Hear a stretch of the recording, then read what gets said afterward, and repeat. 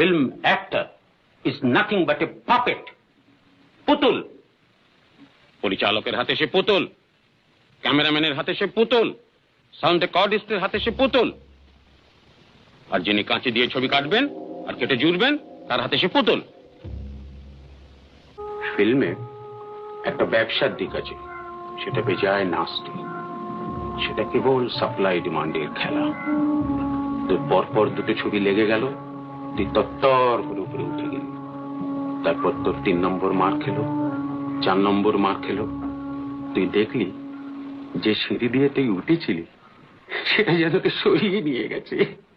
তারপর তোকে দিলে এক ঠেলা, তুই সেই যে মুখ থুবড়ে নিচে পড়লি, আর তোকে উঠতে হলো না।